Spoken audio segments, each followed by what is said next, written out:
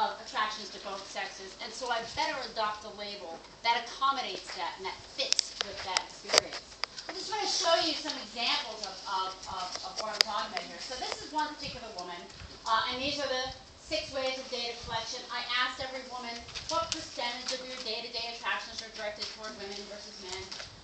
And this was a self-identified lesbian woman, and she followed the pattern that you would sort of expect to see, right? She was, you know, about 95 to 100% attracted to women the entire time of the study. Very consistent, right?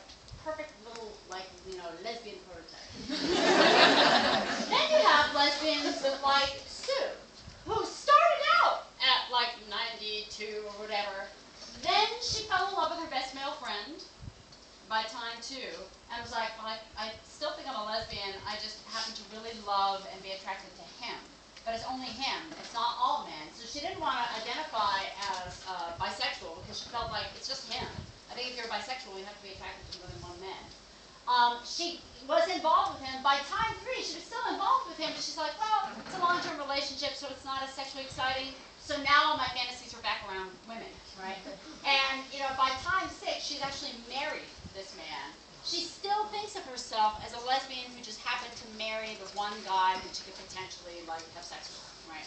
So she went through a number of identity transitions to try and accommodate this strange contradiction between what she viewed as her overall pattern and then this one particular relationship. Something sort of similar happened to Leanne, who started out identifying as bisexual when I first talked to her.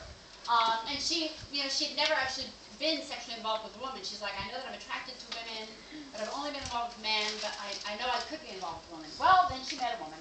My time that, you know, she was like, now all I can think about are women. She stayed with that woman for a while. She ended up breaking up with that woman and ended up getting back involved with men.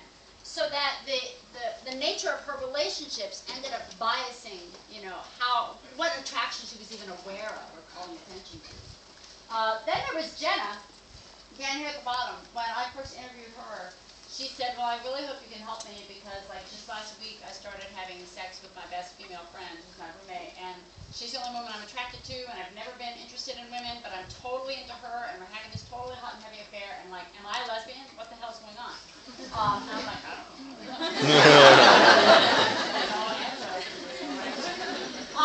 She ended up staying with her best friend for 2 years. They had this secret, clandestine love affair that was totally sexually satisfying for both of them. But neither one of them were aware of attractions to other women. And they were like, well, how can you be a lesbian if you're only attracted to one woman? Don't you have to be attracted to, like, more than one woman? I like to call it, like, the Lay's potato chip theory of same-sex attraction. But you can't have just one, you know. But she, after they ended up breaking up, she went back to men. She still looks on this as a very powerful relationship in her life. She doesn't disavow any of her feelings, but she's like, you know, I think I generally am heterosexual, and this was really an exception for me. It was great, but it was an exception, right? And over time, her attractions have seemed to sort of follow that. Now, a response that people often give me when I show them these things, they're like, well, these are really unusual experiences. Maybe you just had a really high number of bisexual women in your sample, higher than really exists. I don't know how you got this crazy sample. And so you're seeing these transitions because these are really bisexual women. They aren't either heterosexual or lesbian. They're bisexual women, and so of course they're having these variations. But we all know that bisexuality is so uncommon, right? So we can't generalize from this. And this has long been an assumption in the field, that bisexuality, if it was an orientation, was a pretty unusual one, and that most people were either heterosexual or homosexual. But we now have a lot of good representative data collected both in the United States and a number of other countries, showing that our assumptions about this are just like way, way wrong. All right, so I'm going to show you some data collected by Ed Lauman and his colleagues and published in 1994. And remember, like when this was published, you know, we're pretty much thinking that the average person with same-sex attractions had exclusive same-sex attractions. This is what Ed Lauman found in a sample of American adults. I'm only putting the folks with any same-sex attractions on the graph. So I'm leaving out the folks who said, I'm only attracted to the opposite sex. And I'm going to divide it up by men and women. These were the response categories that people could check off. that they were only attracted to the same sex, right, which is supposed to be most everyone. And then these other categories, mostly same sex but not completely, both sexes, mostly other sex but not completely. And at that time I thought that, well, these are those weird exceptions.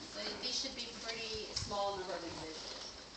This is the only same-sex category, right? So almost 2.5% of American men, less than half of 8% of American women. Here are the other two categories, mostly same-sex and both sexes. And here's the mostly other sex category, which sort of blows everybody else out of the water, right? So if you just focus on the folks who are 100% attracted to the same sex, they end up being 3% of the population. If you look at all of the other categories, they end up being 16% of the population. So a far more common pattern of attraction is to be attracted to both the same sex and the other sex, rather than being exclusively same-sex attracted. There's similar findings from a 2002 study that was done by the Center for Disease Control. Same basic pattern, right? If you look at the folks who are exclusively attracted to the same sex, they end up adding up to 3% again. All these other non-exclusive, more bisexual categories, they actually add up to 20% of the population. 20% of the population. That's like more than I think the percentage of people who wear glasses. What I love about this is just how huge a proportion of women this mostly opposite sex category is. And this group has gotten a lot of attention in recent years as, you know, the mostly straight. And I get these calls all the time from, you know, media people being like, is there an epidemic of heteroflexibility going on at America's colleges today? And, you know, as if it's like, you know, a disease that you catch, you know, if you start becoming a woman. It's like, you know, I've always thought other women would be attractive. But I think part of what we're seeing is that this large group has probably always been there, where now I think more people are giving voice to that experience. I don't think there's anything new under the sun. I think it's just that this, you know, proportion of the population has always been really large. However, they've always been sort of distrusted by society at large and by the LGBT communities being not really gay, right? That if you're really gay, you are like more solidly bisexual or you're exclusively lesbian or gay, but this kind of mostly straight category is sort of suspicious.